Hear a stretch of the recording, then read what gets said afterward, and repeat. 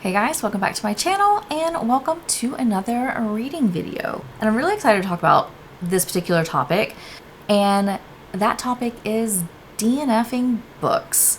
So there are some people who have very strong opinions on DNFing, whether you are all for it or you don't like to do it at all. And I'm kind of in the middle of the DNF world. So if you'd be interested to talk about the books that I did DNF for this last year and what my thoughts are going into 2025 on these books, go ahead and keep watching. Now, before we jump into it, I'm going to quickly ask if everyone will just really quickly go down to the comment section and take a look at the question that I have listed as the pinned comment.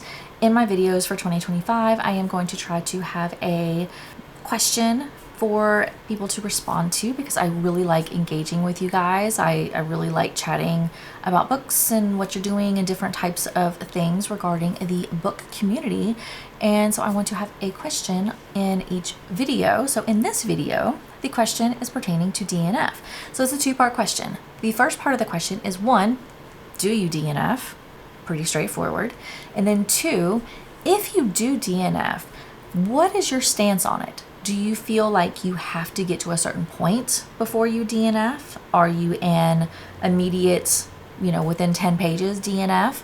Or like, where do you stand? At what point are you okay putting down the book and saying, this is just not for me right now? Let me know down below. I'll be really interested to find out what everybody thinks.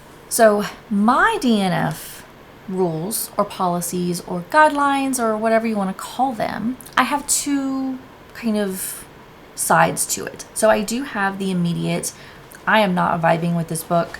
It doesn't matter, 10%, 20%, whatever. If it's at the very beginning of the book and I know it's not my writing style, it's not my genre that I'm going to enjoy, and it's just the whole story is not something I'm feeling, I have no problem DNFing books. I have no problem DNFing and not thinking about that book ever again. And I actually have two books on my list here from 2024 that fall in that situation. And then I have the other part of my DNF rules, guidelines, policies, whatever you want to call it. That is, I DNF the book, but I think it's right book, wrong time type thing. It's a book that I pick up, I try to start reading, and it's not grabbing my attention. I'm not in the mood for it. It's just something is off, but I don't dislike the book. I'm going to put this away for now and maybe I'll pick it up later. And I do have several books that fall in that category from 2024. So I have two different thoughts, but I'm very open to DNFing. And in 2024, because I've started DNFing much more regularly than I did historically, I was able to read 121 books in 2024, which is the most books I have ever read in my entire life in a single year. So DNFing works. I did not get in a book slump at all in 2024, and I think it's because I did this. So let's go ahead and talk about the books that I DNF'd in 2024 and what I'm thinking about them going into 2025. So we're going to go ahead and start with the books that I DNF'd pretty much immediately, and I have no drive, no expectations, no thoughts on ever picking these books up again. So the first book I have was The Awakening, and this was the duology, not the duology. This is like the books 1 and books 2 of the Vampire Diaries.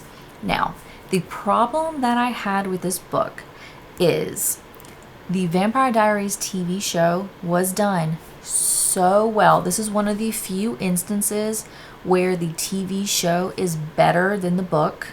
And because of that, because I absolutely love the Vampire Diaries, I love all the characters of the Vampire Diaries, I've watched the seasons, I have never finished the series. Once Elena gets to college, I could care less of the story. I don't know what it is. I don't know. But prior to that, I have watched all of the seasons up to that point many times. So I love the Vampire Diaries. And so I thought I would pick up the actual book that the TV show was based off of. And I immediately shut it pretty much immediately. And the problem that I have is the characters in the book do not look or act like the characters on the TV show. And this could be not the case as the books progress, but the first book of the Vampire Diaries series has Elena my interpretation of her in the book resembled Caroline on the TV show. So she was very much, she wants all the attention. She's very popular, I guess. And she's just, her personality, Elena's personality in the TV shows, and Caroline's personality in the TV show, in the book, Elena got Caroline's personality. And then also, Elena immediately was like in love with Stefan. Like within, I don't know, 20 pages. I honestly can't remember exactly how far I got in that book, but it was insta love hard for her. My interpretation. And I couldn't do it. So I dropped that book, DNFing, not picking it up, never wanting to go and look at that book ever again. So yeah. The other book that falls in this category is Normal People by Sally Rooney. Now, this is a very, very small book. And it actually, people really like this book. It's also a movie, I believe. And people seem to really like it. But I honestly don't know. I don't know what it is. I take that back. I know why I didn't like it.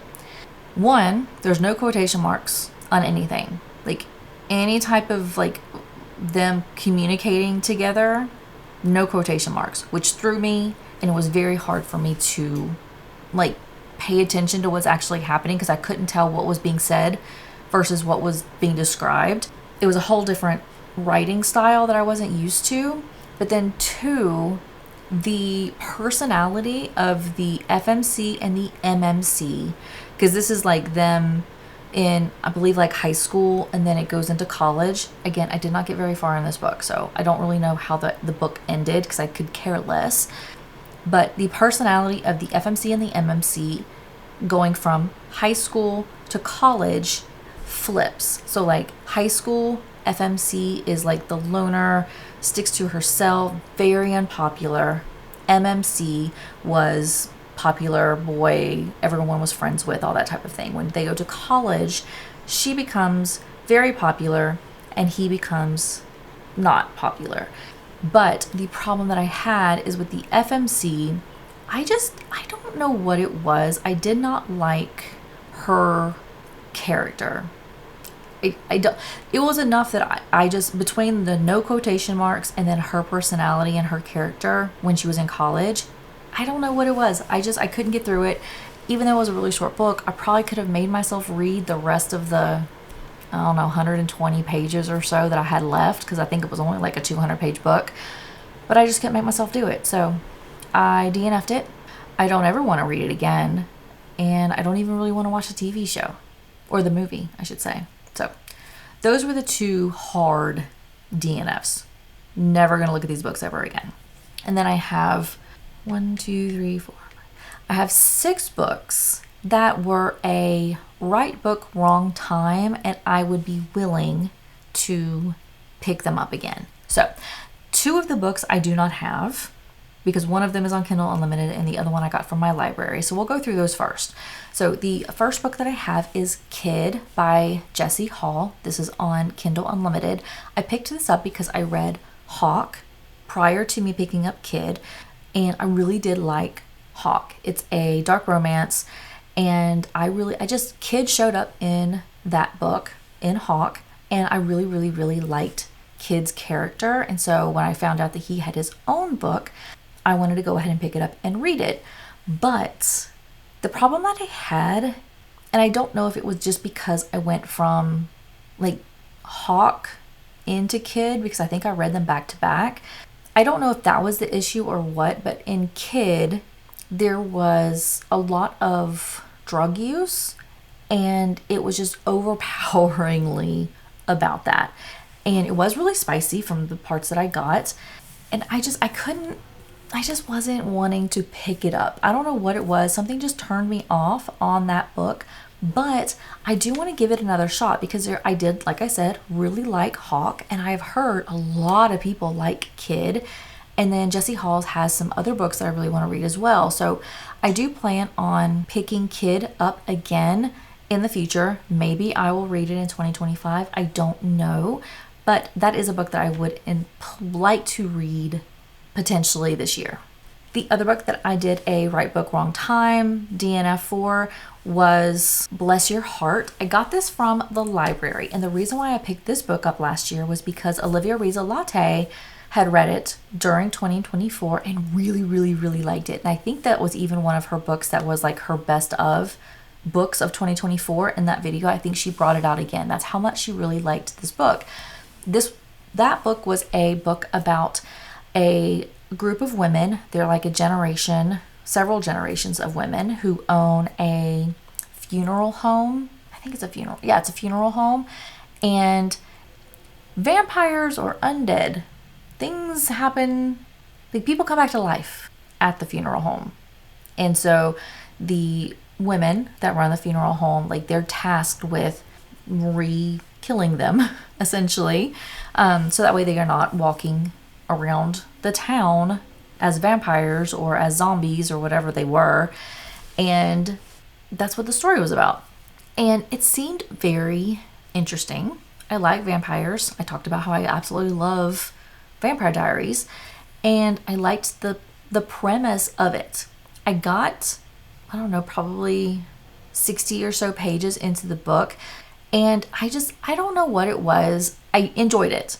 I liked the premise. I liked the plot. I liked the characters. But I just wasn't, I think that one was 100% mood. I was just not in the mood for that. I was in the mood for a different genre and never wanted to pick up that book. So I ended up soft DNFing that one. That one is, again, not one that I'm planning on reading in 2025, but I would not be opposed to it. Specifically, if it shows up on Kindle Unlimited, I think that might be another reason that I pick it up. But it was a good book from what I gathered, and I could see myself picking that up again in the future.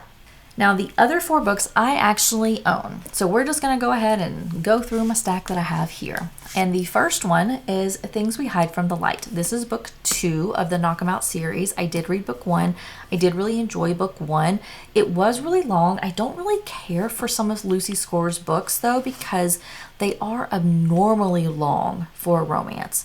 Granted, the first book was a romance plus like a different storyline, like a different plot kind of happened. So you had the romance, the, MMC, FMC relationship and all that kind of stuff. But then you had another aspect to like the FMC's life. That was what was driving a lot of the extra pages. So it's a romance, but it also has usually a different plot behind it. And this is book 2. So this is following another set of characters, and they're the same characters that you meet in book 1. And this is a continuation of the other storyline that I was just talking about. That's part of this book. Now, this book I did try to pick up, and I don't know what it was. I think it was wrong book or right book, wrong time. I just didn't feel like reading this. This is also on Kindle Unlimited, which makes it a lot more easy to read in my perspective. If it's on Kindle Unlimited, I feel like I read it faster, or I'm more likely to read it than a physical book. But this is on Kindle Unlimited. This will hopefully be read in 2025. This is one of the books that is on my 25 books to read in 2025. So hopefully this will be read within the next 11 months of the year. So we will see if I can get through this, and if I cannot get through it, then this might be a series that I do a hard DNF on, but this will be one that I will hopefully be getting through at some point. But it wasn't my mood in 2024 when I tried to pick it up previously. The other book that I have is Love in the Time of Serial Killers. This was a more recent purchase in 2024. I think I ended up picking this up in like October, November time frame. I got this at the used bookstore along with another book by the same author, same type of like cartoonish style. I don't remember what the name of that one was, but I did pick this one up because it seemed interesting. It is a very short little romance, and I picked it up. It was on my TBR in, I think, November, possibly. And I don't know what it was. I read the back of the book, like the synopsis of the story, and I don't know what it was, but I just immediately was not interested.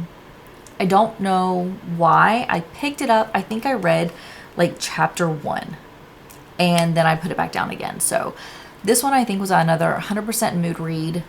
I don't know. This is not on my 25 books to read in 2025. I do not know if I will read this in this year, but it is on my bookshelf along with the other book by Alicia Thompson, and maybe I will read it. I will try to read it because I want to read all of the books that are on my bookshelf, but I just don't know if this is going to make the cut this year. But I have a feeling it's not, but I will be open to reading this because I think when I picked this up, I was just not in the mood. I will say at the end of 2024, I was very much in a dark romance mood, and I still am there. I'm still in a dark romance mood.